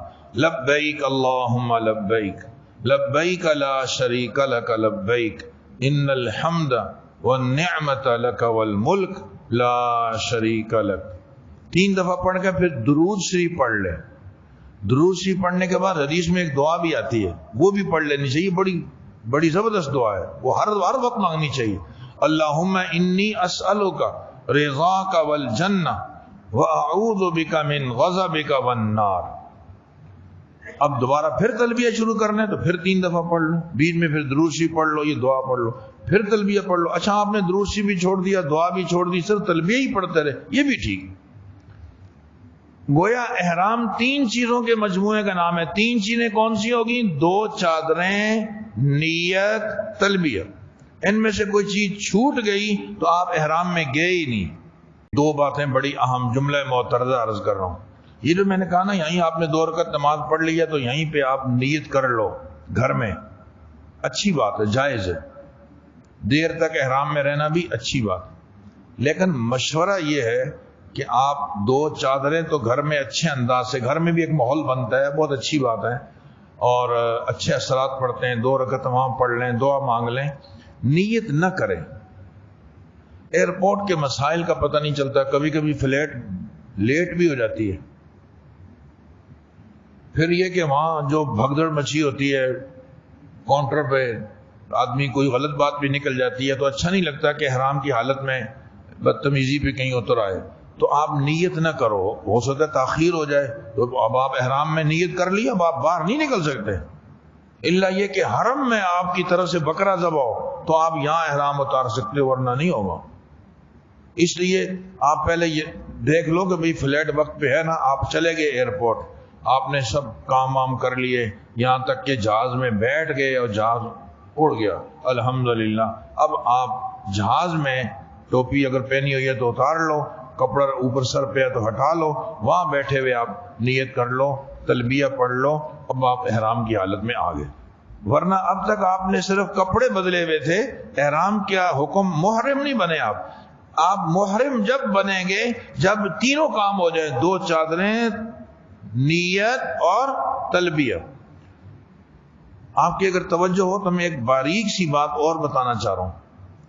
کچھ لوگ گھر سے احرام نہیں باندھتے، توجہ کرنا، گھر سے احرام نہیں باندھتے، اور جی میں نہیں اچھا لگتا، ایئرپورٹ باندھیں گے، ایئرپورٹ میں رش تھی نہیں باندھ سکے، کوئی بات نہیں، کسی نے کہا جہاز کے اندر بھی باندھ سکتے ہو جہاز کے اندر بھی. بلکہ وہ لوگ جب میقات آتی ہے نا جس سے احرام کے بغیر گزرنا ناجائز ہے جگہ ہیں، تو وہ میقات آنے سے پہلے اعلان کرتے ہیں کہ اب سے ہم 25 منٹ کے بعد یا آدھے گھنٹے کے بعد میقات سے گزریں گے، آپ نے جس نے احرام نہیں باندھے باندھ لو. ہاں بھائی 10 منٹ رہ گئے، 5 منٹ رہ گئے، یوں کر کے وہ باقاعدہ وہ حج فلیٹوں میں خاص طور سے متنبہ کرتے ہی رہتے ہیں، ہر فلیٹ میں کرتے. اب آپ نے کہا میں نے احرام کہاں باندھوں گا؟ جہاز کے اندر. جہاز کے اندر جب بیٹھے نا، ادھر سے اس نے اعلان کیا بھائی احرام باندھ لو، اور میرا احرام تو چلا گیا سامان میں. میرا احرام کہاں چلا گیا؟ سامان میں. اور اب میرے پاس تو کچھ بھی نہیں ہے، اب میں کیا کروں؟ اللہ آگے تو میقات آ رہا ہے، اور اس کے بغیر اگر میں گزر گیا تو پتہ نہیں اب میرا عمرہ حج ہوگا نہیں. میں تو گیا بھائی. وہ لوگوں کو بے ہوشیاں آ رہی ہوتی ہیں بہت، میں نے روتے ہوئے بھی بہت لوگ دیکھے. تو میرے اس سلسلے میں آپ نے اس کا ایک حل تو کیا کہ پہلے سے چوکس رہنا ہے کہ آپ کا احرام کہاں ہے. گھر سے باندھو نہیں، الگ سے تھیلے میں رکھو تاکہ وہاں آپ ایئرپورٹ پہ باندھ لو. یہ رسک مت لو کہ جہاز میں باندھنا ہے، بہتر یہ ہے کہ گھر میں نہیں ہو سکتا ایئرپورٹ آخری درجہ ہے اضطراری حالت کہ چلو جہاز میں باندھ لو. جہاز میں کون سا ڈھنگ سے باندھا جاتا ہے, یہ تو آخری درجے کی بات. لیکن اگر آپ اتنی احتیاط نہ کر سکے اور احرام آپ کا سامان میں چلا گیا تو آپ اسی سادہ لباس میں نیت کر لو, نیت کر لو, تلبیہ بھی پڑھ لو. اب آپ کا جرم کیا ہے کہ آپ کو تو احرام کی 2 چادروں میں ہونا چاہیے اور آپ ان سلے ہوئے کپڑوں میں ہو, مگر نیت بھی کر لی, تلبیہ بھی پڑھ لیا. اب آپ کا یہ جرم ہے, اس جرم کی الگ سزا ہے, دم نہیں آئے گا. کیونکہ اب آپ وہاں سے اترے, دیکھا آپ نے کہ 4-5 گھنٹے میں آپ ہوٹل پہنچ گئے, جانے کے ساتھ ہی کپڑے اتارو, احرام باندھ لو, کچھ صدقہ دے دو, کام بن جائے گا. 12 گھنٹے سے کم میں اگر آپ نے کپڑے اتار لیے اور احرام باندھ لیا تو دم نہیں آئے گا. 12 گھنٹے اگر گزر گئے تو پھر دم آئے گا. یعنی ایک بکرا ذبح کرنا پڑے گا. بکرا ذبح کرنا اتنا مشکل نہیں ہے. بکرا ذبح کرنے کے جو وہاں شکلیں نا وہ بہت مشکل ہے. ٹیکسی کر کے پہلے اس جگہ جاؤ جہاں بکرے ملتے ہیں, پھر مشکل سے خریدو, پھر ایک دم کا گوشت مستحقین تک پہنچانا پڑتا ہے. عام امیر آدمی کھا بھی نہیں سکتا. وہ گوشت لے کر پھر پہاڑیوں میں جاؤ اور بندے تلاش کرو ان کو تاکہ گوشت ان تک مستحقین تک پہنچے. تو یہ دم, بندے کا اپنا دم نکل جاتا ہے دم دیتے دیتے. اس لیے میں عرض کر رہا ہوں کہ اس سے بچتے جب ہیں لوگ, احتیاطیں کرتے ہیں. اس دم کی بھی ایک آسان ترین شکل یہ ہے کہ وہاں پر مدرسہ سولتیہ والے ہیں, انہوں نے وہاں ڈبے لگائے ہوئے ہیں, کہتے ہیں ہاں بھائی دم کے پیسے دو اور جاؤ. وہ پھر دم اپنی ترتیب پہ دیتے رہتے ہیں معتمد لوگ ہیں. ایک شکل یہ بھی ہے, لیکن اصل اطمینان تو بندے کو جب ہی ہوتا ہے جب اپنی نظروں کے سامنے دم دے دے. احرام 3 چیزوں کا نام ہے, 2 چادریں, نیت, تلبیہ. میں نے مشورے میں کہا کہ جہاز میں جا کر آپ نیت کر لو, تلبیہ پڑھ لو, ورنہ پہلے بھی کیا جا سکتے. اب آپ نے راستے میں کیا کرنا ہے, تلبیہ پڑھنا, جتنا پڑھ سکو. حدیث میں ہے تلبیہ اتنا پڑھو, اتنا پڑھو, اتنا پڑھو, لوگ کہیں یہ پاگل ہے, اور تم جواب میں کہو ہاں میں اللہ کی محبت میں پاگل ہوں. تو تلبیہ خوب پڑھنا چاہیے. مگر میں آپ کو بتا رہا ہوں حاجی تلبیہ نہیں پڑھتے, جتنا مرضی ہے. یہاں تو شوق بہت ہے, ابھی جذبہ ہے, موقع تو ملے, ہاں لبیک اللہم لبیک, بندہ جھوم رہا, لیکن جب پڑھنے کا وقت آتا ہے تو نہیں پڑھتے. پتہ نہیں کیا ہے یہ. ہمارے جو احوال دکھیا ہے نا, ان میں ایک یہ بھی ہے, نماز با جماعت نہیں پڑھتے, حرم میں جا کر کوتاہیاں ہو جاتی ہیں, اور نمبر 2 تلبیہ نہیں پڑھتے. آپ نے ایسا نہیں کرنا. مردوں کو بلند آواز سے اور عورتوں کو آہستہ آواز میں پڑھنا چاہیے. راستے میں تلبیہ پڑھنا ہے. میں احرام کے حوالے سے خواتین کی توجہ ایک بڑی اہم بات کی طرف دلوانا چاہ رہا ہوں. اگر خواتین نہ سن رہی ہوں بات تو مردوں کو یہ بات سمجھنی چاہیے, اپنی عورتوں کو بتانا چاہیے. احرام میں مرد کے لیے جو احرام کی پابندیاں ہیں, ان 3 کاموں کے بعد وہ پابندیاں شروع ہو جاتی ہیں. بھئی خوشبو استعمال نہیں کرنی, خاص طور سے عورتوں کو چہرے پہ کپڑا نہ, مگر پردہ کرنا ہے. اس کے لیے جب کوئی مرد سامنے آ جائے تو ایک پنکھا سا ملتا ہے وہ رکھ لیں, یا کوئی ہیڈ سا لگا لیتے ہیں جسے کھلاڑی ٹوپی پہنتے ہیں, اس کے آگے پردہ لٹکا لیں. مردوں کو سر پہ کپڑا نہیں لگنا چاہیے, عورتوں کے چہرے پہ نہ لگے. میں جو بات بتانا چاہ رہا ہوں وہ الگ ہے. وہ یہ کہ ہماری مائیں بہنیں اپنے بالوں کو سمیٹنے کے لیے عام طور پہ ایک کپڑا سر پہ باندھتی ہیں. باقاعدہ مارکیٹ میں آپ جائیں, وہ کہتے ہیں آپ کو احرام مردوں کا چاہیے یا عورتوں کا چاہیے. بھئی عورتوں کا تو احرام کوئی نہیں ہے, وہ تو اپنے لباس میں ہوتی ہیں, اور بس ان کو احتیاط کرنی ہے کہ نیت اور تلبیہ کے بعد خوشبو وغیرہ سے بچنا ہے, فلاں فلاں. ورنہ چپلیں بھی ان کی عام چپلیں ہوتی ہیں, مردوں کی چپلیں دوسری ہیں کہ اوپری ہڈی ان کی خالی رہے, باقی تو عورتوں کے لیے یہ بھی نہیں ہے. خیر, عورتیں یہ سمجھتی ہیں کہ یہ کپڑا جو میں نے یہاں سر پہ باندھا ہوا ہے, پیشانی پہ, یہ میرا احرام ہے, یہ کھلنا نہیں چاہیے. چنانچہ خواتین وضو کرنے کے دوران مسح اس کپڑے کے اوپر کرتی ہیں, مسح اس کپڑے کے اوپر کرتی ہیں. یہ غلط ہے, مسح ہوا ہی نہیں, یہ احرام نہیں ہے. وضو کرنے کے دوران اس کپڑے کو کھولنا چاہیے اور مسح سر کے اوپر کرنا چاہیے. مسا سر کے اوپر کرنا چاہیے. ایک اور غلطی یہ ہوتی ہے کہ اس کپڑے کو باندھتے ہوئے پیشانی پوری یہاں چھپ جاتی ہے, پوری پیشانی میں بندھا ہوا ہوتا ہے, حالانکہ یہاں بالوں سے لے کر یہ پوری پیشانی ہے, اس پر بھی کپڑا نہیں لگنا چاہیے. چہرے پہ کپڑا نہیں لگنا نا, تو یہ چہرے کی حدود جو ہیں وہ پیشانی کے بالوں سے لے کر ٹھوڑی کے نیچے تک اور کان کی ایک لو سے لے کر دوسری لو تک, یہ ہے چہرے کی حدود. لہذا اس حصے میں کپڑا نہ لگے. وہ یہ پوری پیشانی کو جو چھپا لیتی ہیں کپڑا باندھ کر خواتین, اس میں بھی احتیاط کرنی چاہیے. اور وضو کے دوران جو اس کپڑے کے اوپر وہ مسح کرتی ہیں یہ بھی غلط ہے. کپڑا جو ہے وہ کھول کے بالوں کے اوپر, سر کے اوپر مسح کرنا چاہیے.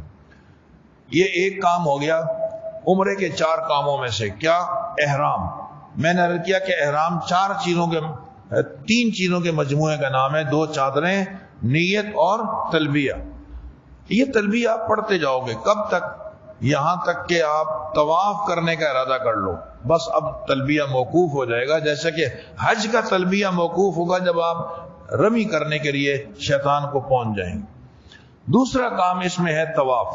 میں درمیان کی تمام چیزیں چھوڑ رہا ہوں کہ آپ ہوٹل پر گئے, وہاں آپ نے سامان رکھا, اب آپ کو گرمی لگ رہی ہے, تو گرمی اگر لگ رہی ہے تو ٹھنڈک حاصل کرنے کے لیے آپ غسل کر سکتے ہو, کوئی بات نہیں ہے. صابن نہ لگائیں, خوشبو نہ لگائیں, میل کو چیل کو رگڑنے کی ضرورت نہیں ہے, صاف کرنے کی ضرورت نہیں, بس پانی ڈال لو. اور احرام دوسرا پہننا چاہتے ہو بدل لو, یہی رکھنا چاہتے ہو تو رکھ لو. عورتیں دوسرے کپڑے پہننا چاہتی ہیں تو پہن لیں, یہی والے رکھنا چاہتی ہیں تو رکھ لیں. صاف ستھرے ہونے چاہیے, ناپاک نہ ہو. اور پھر سامان چھوڑ کے اب آپ ہوٹل کو بھی دیکھ لو, بھی میرا ہوٹل جو ہے وہ کہاں پر واقع ہے, گم نہ ہو جائے. کارڈ لے لو کہ راستہ مجھ سے گم نہ ہو جائے. پھر آپ یہ دیکھ لو حرم کے گیٹوں کے نمبر ہیں, 1 نمبر 2 نمبر 3 نمبر, 100 سے زیادہ گیٹ ہیں, 100 سے زیادہ گیٹ ہیں. اور جو اس پورے حرم میں 25 نمبر گیٹ جو ہے نا, بس یہ 25 ہی ہے, اس جیسا 25 پھر کوئی بھی نہیں. 1 نمبر گیٹ 1 نمبر ہے, اس جیسا پر 1 نمبر, اور 2 گیٹوں کو 1 نمبر نہیں دیا گیا. جو 1 گیٹ کا نمبر ہے بس وہی ہے. آپ جس گیٹ سے داخل ہو رہے ہو نا, اس گیٹ کا نمبر یاد رکھو. نام بھی یاد ہو, اچھی بات ہے, نام بھی ہے وہاں, باب العمرہ, باب الملک عبدالعزیز, باب الملک فہد, فلاں فلاں. مگر میں عرض کر رہا ہوں کم سے کم گیٹ نمبر یاد رکھو.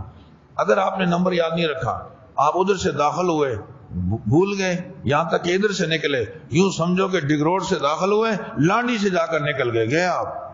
ڈیفنس سے داخل ہوئے, ایئرپورٹ سے جا کر نکلے, پھر واپس کیسے آؤ گے؟ اس لیے گیٹ نمبر یاد ہونا چاہیے. خواتین بھول جاتی ہیں, کوئی بات نہیں, بولو جب بھی جہاں کہیں بھول جاؤ, کسی سے, جتنے لوگ صفائی کرنے والے ہیں وہ تمام چیزیں جانتے ہیں, ان سے پوچھو گیٹ نمبر 1 کہاں ہے, بولیں گے یہ رہو, بس آپ پہنچ جاؤ. ہوٹلوں میں جہاں رہائش ہے کارڈ دے دو, گم ہو گیا کوئی بات. عورتوں کو پہلے کہہ دو گم ہو گئی ہو, ہمیں تلاش کرنے کی ضرورت نہیں, اپنا عمرہ کرو جو طریقہ بتایا وہ پہلے سے طریقہ سیکھ کر جاؤ, عمرہ کر کے رہائش گاہ پہ آ جانا, یہ رہائش گاہ. مرد گم ہو جائیں پہلے سے بتا دو, پریشان ہونے کی ضرورت نہیں ہے, یہ رہائش گاہ. وہ کارڈ کسی کو دکھا دو کہ وہ پہنچا دیں. خیر, یہ درمیان کی باتیں ہیں, انتظامی چیزوں سے اس کا تعلق ہے. مگر یہ چونکہ تھوڑی اہم بات تھی کہ حاجی گم ہو جاتے ہیں وہاں بہت زیادہ, تو گم ہونے کی صورت میں آپ حرم کے اندر گیٹ نمبر یاد رکھیں, وہیں پہنچ جائیں. اپنے ہوٹل کی جگہ یاد رکھیں, آپ رہائش گاہ پہ پہنچ جائیں. اگر آپ ایک دوسرے کو تلاش کرتے رہے, ملو گے بھی نہیں, عبادت بھی ضائع ہو جائے گی. آپ جس کام کے لیے گئے ہو اس کام کو ٹکا کے کرو, باقی جو گم ہو گیا مل جائے گا, وہاں کہیں بھی نہیں آتا. ادھر سے دعائیں مانگتے ہیں, میں مدینے کی گلیوں میں کھو جاؤں گا, اور ادھر جب گم ہوتے ہیں پھر پریشان کیوں ہوتے ہو, کھو جاؤ, تھوڑا گھومو پھرو. تو اس لیے پریشان نہ ہو, کوئی بندہ کہیں بھی نہیں جاتا وہاں پہ. پریشانی میں کبھی کبھی بےچارے شوگر کے مریضوں کی حالت خراب ہو جاتی ہے, ہارٹ کے بعض مریض ہوتے ہیں, ان کو دیکھا نہیں جا سکتا. بھئی کیوں ٹینشن لیتے ہو, واپس آ جائیں گے. بس جو گم ہو گیا ہے اس کے بعد تھوڑے بہت پیسے ہونے چاہیے کہ بھوک لگ جائے کچھ کھا پی لے, اور ہوٹل کا کارڈ ہونا چاہیے, اور اس کے گلے میں ڈال دو کارڈ, موبائل نمبر وغیرہ فٹ کر دو تاکہ وہ گم نہ ہو. حج کے کاموں میں پہلا کام احرام, دوسرا کام طواف. توجہ کرنا, طواف کرنے سے پہلے 4 کام کرنے. طواف کرنے سے پہلے 4 کام کرنے. نمبر 1, نیت, کہ میں عمرے کا طواف کر رہا ہوں اللہ تعالیٰ کی رضا کے لیے, بیت اللہ کا طواف. بس یہ نیت دل کے ارادے کا نام ہے, کافی. نمبر 2 اجتباء. اجتباء کیا ہے؟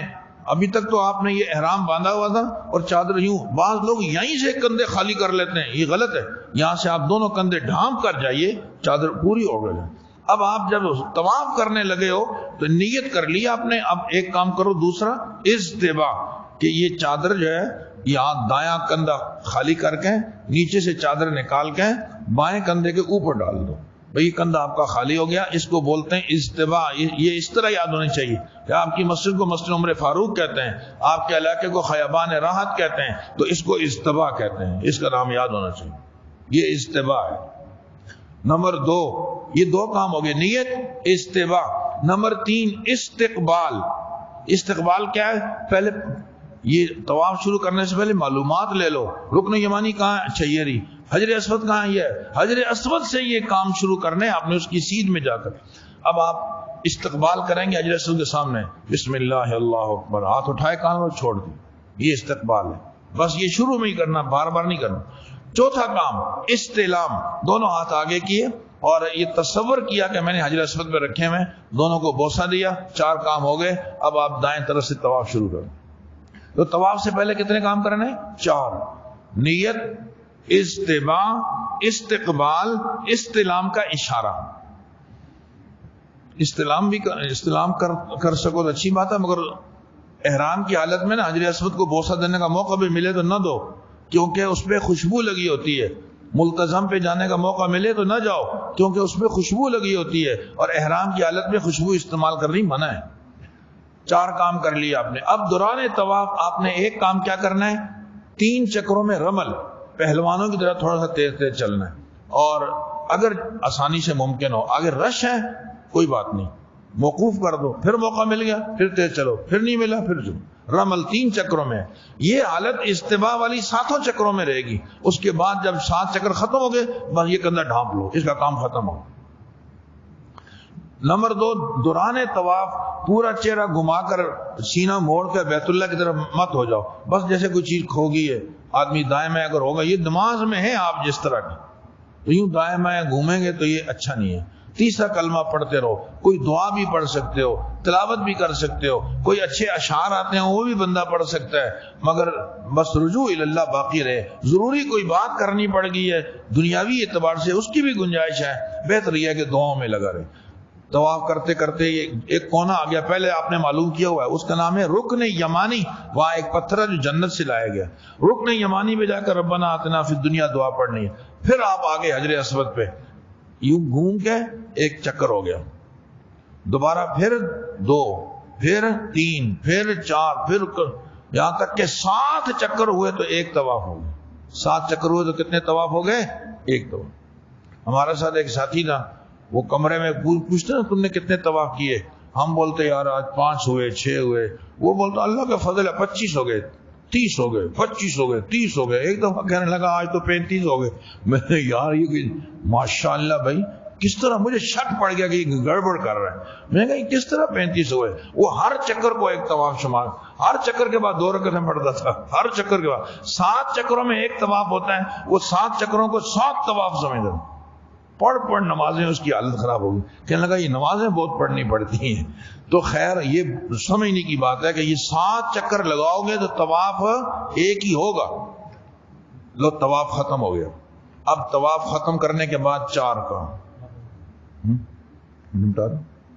کتنے کام کرنے؟ 4. نمبر 1 ملتزم پہ دعا کرنی ہے، اس کے سیدھ میں جہاں موقع مل جائے آسانی سے ہو ٹھیک ہے ورنہ کوئی بات. نمبر 2 مقام ابراہیم پہ 2 رکعت نماز. مقام ابراہیم پہ 2 رکعت نماز یہ واجب اور ضروری ہے. سورہ کافرون قل واللہ احد کے ساتھ پڑھ لیں پھر دعا مانگ لیں. نمبر 3 زمزم پی لو. امام الانبیاء صلی اللہ علیہ وسلم نے زمزم پیا، تھوڑا پانی بچ گیا، صحابہ سمجھے ہمیں دیں گے. ہر ایک منتظر تھا کہ کس کو ملے گا. آپ آگے جا رہے ہیں اور جو پانی بقیہ بچ گیا اسی کنویں میں ڈال دیں. اب قیامت تک جو آدمی زمزم پیے گا انشاءاللہ جہاں اسے زمزم کی برکات نصیب ہوں گی، اسے آپ صلی اللہ علیہ وسلم کے اس مبارک بچے ہوئے پانی کو استعمال کرنے کی بھی برکت نصیب ہو جائے گی. پی سکو پیو. اللہم انی اسألک علما نافعا ورزقا واسعا وشفاء من کل داء، یہ دعا ہے اپنے چہرے پہ ڈالو، جسم پہ ڈالو، اور جو ہے وہ یہ سب جب تک وہاں رہے آدمی کوشش کرو زمزم ہی پیتے رہو، یہاں تک کہ کمرے میں بھی یہی پیو، کھانوں میں بھی اسی کو استعمال کرو، بوتلیں بھر بھر کے باہر جگہ بنی ہوئی ہیں لے کر جاؤ تاکہ زمزم وہاں پئیں۔ ہم نے زمزم پینا کم کیا، نہ قدری کی، انہوں نے پہلے 20 کلو دیتے تھے، پھر 10 کلو کیے، پھر 5 کلو کیے، ابھی وہ سوچ رہے ہیں کہ 1 کلو ہی بہت، 1 لیٹر دیں گے وہی جا کر بقیہ پانی میں ملاتے رہو۔ یہ ہمارے ایک مفتی صاحب کہا کرتے ہیں یہ ہماری ناقدری کی سزا ہے، ہم وجہ کا کولڈ ڈرنک کی تلاش میں ہوتے ہیں، زمزم ہی پیتے۔ پہلا کام ملتزم پہ دعا، نمبر 2 2 رکعت نماز، نمبر 3 زمزم پیئیں، نمبر 4 ایک نواں استلام کہلاتا ہے، یہ نواں استلام کریں حجر اسود کے سامنے جا کر، یہ صحیح کے لیے ہوگا۔ لو اب تک آپ نے 2 کام کر لیے، احرام، نمبر 2 طواف، نمبر 3 صحیح صفا مروہ کی صحیح، صفا سے شروع ہوگی مروہ پہ ختم ہوگی، صفا سے شروع ہوگی، یاد رکھنا جہاں سے قرآن نے شروع کیا ان صفا، اگر آپ نے ایک چکر مروہ سے شروع کیا یہاں تک آ گیا، یہ چکر رائگان چلا گیا، یہ کچھ بھی نہیں، دوبارہ شروع کرو، صفا سے شروع کرنا ہے، مروہ پہ 1، واپس 2، یہاں سے وہاں 1 ہو گیا، واپس پھر دوسرا ہو گیا، پھر جاؤ گے 3۔ بعض لوگ آنے جانے دونوں کو 1 شمار کرتے ہیں، نہ صرف جانا 1 ہو گیا، واپسی 2 ہو گئے، یہاں تک کہ اس کا اختتام مروہ پہ ہوگا، شروع صفا سے ہوا ہے، ختم مروہ پہ ہوگا۔ یہ آپ کے درمیان میں جو جگہ میں نے بتائی، ہمارے حضرت مولانا مفتی عبدالروف سکھروی صاحب زیرہ مجدو، ایک دفعہ ہم حضرت کے ساتھ سفر میں تھے، انہوں نے ارشاد فرمایا کہ یہ درمیان کی جگہ ہے نا، اس میں اگر کسی کی اولاد نرینہ نہ ہو تو دعا مانگو، اللہ تعالیٰ آپ کو انشاءاللہ بیٹا دے گا۔ حضرت نے ایک اور بات بھی بتلائی کہ جو نواں استلام ہے نا، یہ اکثر لوگ بھول جاتے ہیں، تو حضرت نے فرمایا طواف کے اختتام پہ جہاں 8 استلام ہوں گے وہاں 9 بھی کر لو، صفا مروہ کی صحیح کی نیت سے اسی ٹائم کر لو، کوئی بات نہیں، بقیہ کام بعد میں کر لینا، یہ بھی جائز ہے۔ صفا پہ دعائیں قبول ہوتی ہیں، خوب مانگو، مروہ پہ بھی دعائیں قبول ہوتی ہیں، خوب مانگو، درمیان میں بھی دعائیں قبول ہوتی ہیں، خوب مانگو، بابا یہی کام کرنا ہے۔ صفا مروہ کی صحیح آپ نے کر لی، درمیان میں تھک کے اور پانی پی لیا، صحیح ہے، مگر کوشش کرو کہ تسلسل سے چکر ہو جائیں۔ 3 کام ہو گئے، چوتھا کام ہے وہ ہے حلق یا قصر۔ خواتین قصر کروائیں گی، خواتین کو تو چاہیے اپنے بالوں کے 3 حصے کریں، دائیں بائیں آگے، اور ہر طرف سے انگلی کے پوروے کے برابر بال کاٹ لیں تاکہ پورے سر کے بال کٹ جائیں، تاکہ پورے سر کے بال کٹ جائیں، بس انگلی کے پوروے کے برابر۔ عورت خود بھی کاٹ سکتی ہے، اس کا محرم مرد بھی کاٹ سکتا ہے، بشرطے کہ سارے کام کر لیے ہوں، صرف یہ بال کاٹنے رہ گئے ہوں۔ اور مرد آپس میں ایک دوسرے کے حلق کر سکتے ہیں، مردوں کو حلق کرنا زیادہ بہتر ہے، رحم اللہ المحلقین، آپ نے دعائیں دی۔ 3 دفعہ کوشش کی جائے کہ مرد سارے کام کر لیے، اب میں حلق دوسرے کا بھی کر سکتا ہوں، وہ میرا حلق بھی کر سکتے ہیں۔ عمرے میں 4 کام ہو گئے، نمبر 1 احرام، احرام 3 چیزوں کے مجموعے کا نام ہے، نمبر 2 طواف، طواف سے پہلے 4 کام کرنے، نیت، استباء، استقبال، استلام، اور طواف کے بعد پھر 4 کام کرنے، ملتزم پہ دعا، 2 رکعت نماز اور زمزم کا پینا اور نواں استلام، اس کے بعد صفا مروہ کی صحیح، اس دوران 4تھا کلمہ پڑھنا ہے، دعائیں مانگنی ہے، اور آخر میں حلق۔ یہ عمرہ ہو گیا مبارک۔ اب جتنے دن آپ باہر ہو تو کثرت کے ساتھ طواف کرتے رہو، کثرت کے ساتھ۔ اب آپ کو چادریں نہیں باندھنی، اب آپ کو استقبال نہیں کرنا، اب آپ کو استباء نہیں کرنا، کیونکہ اب آپ سادہ لباس میں کرو گے۔ طواف کے لیے ان چیزوں کی شرط نہیں ہے، ہاں ہر طواف کے بعد 2 رکعت نماز پڑھنی ہوگی، بشرطے کہ مکروہ وقت نہ ہو۔ اگر مکروہ وقت ہوگا تو پھر آپ بعد میں پڑھ لیجئے، عصر کے بعد آپ نے طواف شروع کیا، طواف کرتے رہے، ختم ہو گیا، مکروہ ٹائم ہے، نماز نہیں پڑھی، دوسرا طواف شروع کر دو، پھر تیسرا شروع کر دو، یہاں تک کہ نماز مغرب کے بعد آپ پہلے طواف کی، پھر دوسرے کی، پھر تیسری کی، 2 رکعتیں پڑھ لو۔ یہ وہ عبادت ہے جو حرم کے علاوہ دنیا میں کہیں نہیں ہو سکتی۔ تلاوت یہاں بھی کچھ نہ کچھ تو ثواب ملے گا نا، ہاں، اور جو ہے وہ نوافل یہاں پڑھ لو، کچھ نہ کچھ تو ثواب ملے گا، مگر یہ طواف ایک ایسی عبادت ہے جو حرمین کے علاوہ، حرم کے علاوہ، بیت اللہ کے علاوہ کہیں نہیں ہو سکتی۔ نماز وہاں پڑھو، ہر نیکی کا ثواب 1,00,000 نیکیوں کے برابر ہے۔ 1 قرآن ختم کرو گے 1,00,000، 1 روپیہ خرچ کرو گے 1,00,000 روپیہ خرچ کرنے کے برابر ثواب، 1 جو ہے وہ دفعہ قل واللہ احد پڑھو گے 1,00,000 قل واللہ احد پڑھنے کا ثواب. آپ یوں سمجھو کہ نیکیوں کی جیسے جنت کی سیل لگی ہوئی ہے, تھوک کے حساب سے نیکیاں مل رہی ہیں. ہے کوئی لینے والا, اس کی اپنی ہمت ہے. اللہ رب العزت مجھے اور آپ کو بار بار یہ مبارک سفر نصیب فرمائے. امام اعظم امام ابو حنیفہ رحمہ اللہ نے پیدل زندگی میں 55 حج کیے ہیں. کیا خوش نصیب لوگ تھے. اور اب بھی ایسے لوگ موجود ہیں. وہ جو ہردوئی کے قاری صاحب تھے, کیا نام نا ان کے, جو قاری حفظ کے جو نگران تھے, قاری رحیم صاحب, یہ ادھر سے میری ملاقات خود ہو چکی ہے. جب ہماری ملاقات ہوئی تو فرمانے لگے الحمدللہ 48 حج ہو چکے ہیں. اس کے چند سال بعد حضرت کا انتقال ہوا ہے. 50-52 تو یقیناً ہو چکے ہیں. ایسے ایسے اکابرین گزرے ہیں جو انہوں نے ساری زندگی حج کی ہے. تو یہ بھی ایک شیطانی دھوکہ ہے کہ بھئی کیوں ادھر غریبوں کی شادی کراؤ تو فلاں, یہ بھی کرو مگر حج بھی ساتھ کرو. حدیث میں ہے کثرت سے جو حج کرے گا 2 فائدے ہیں, اللہ گناہوں کو بھی معاف فرمائیں گے, اس کا فقر و فاقہ بھی دور کریں گے. مجھے بہت خوشی ہے کہ اس مسجد کو اللہ نے یہ اعزاز نصیب فرمایا, یہ مرکزیت عطا فرمائی. اس مبارک سفر میں جانے والوں کی رہنمائی مفتی صاحب نے یہاں شروع کی. ماشاءاللہ حضرت خود کسی سے کم نہیں ہے. ہمیں جب کوئی مسئلہ نہیں آتا ہم حضرت سے پوچھ کے بتاتے ہیں. یہ ان کا بڑا پن ہے, انہوں نے ہمیں دعوت دی اور آپ کے سامنے گفتگو کا موقع دیا. اللہ تعالیٰ مجھے اور آپ کو اس مبارک سفر میں بار بار جانے کی توفیق عطا فرمائے, حج سیکھ کر کرنے کی توفیق عطا فرمائے. آپ کی توجہ کا بہت شکریہ.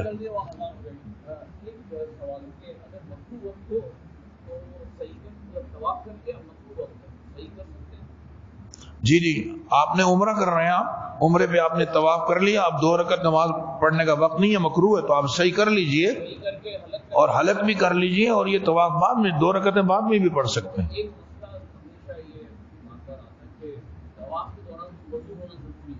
طواف کے دوران وضو ہونا واجب اور ضروری ہے. کوئی بغیر وضو کے طواف کرے گا طواف نہیں ہوگا. مگر یاد رکھیں آپ نے 2-3 چکر لگا لیے, اب آپ کا وضو ٹوٹ گیا, اب باہر نکلیں, وضو کریں اور جہاں طواف چھوڑا وہیں سے شروع کریں. وضو شرط نہیں, اگر صحیح میں وضو ٹوٹ جاتا ہے تو بغیر وضو کے بھی صحیح کرنا جائز ہے. بہتر یہ ہے کہ باوضو ہوں. وہاں زمزم کے بھی ہوگا سوالات کا. اور طواف کے دوران رمل ٹوٹ گیا شاید, تو رمل بھی ہوگا.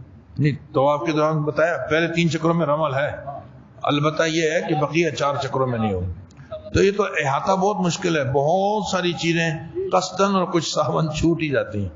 آپ مختلف مجالس میں شریک ہوں گے, کتابیں پڑھتے رہو مسلسل. ہر حاجی کے پاس کتاب ہونی چاہیے, اس کو پڑھتے رہو. جو سمجھ میں نہ آئے ٹک مار کرو, جو سوال پیدا ہو کاغذ پہ نوٹ کرتے رہو کرتے رہو کرتے رہو. پھر جب موقع مل جائے ان سارے سوالوں کا جواب دیں. سبحانک اللہم و بحمدک نشہد ان لا الہ الا انت نستغفرک و نتوب الیک. وصلی اللہ تعالی علی خیر خلقہ محمد.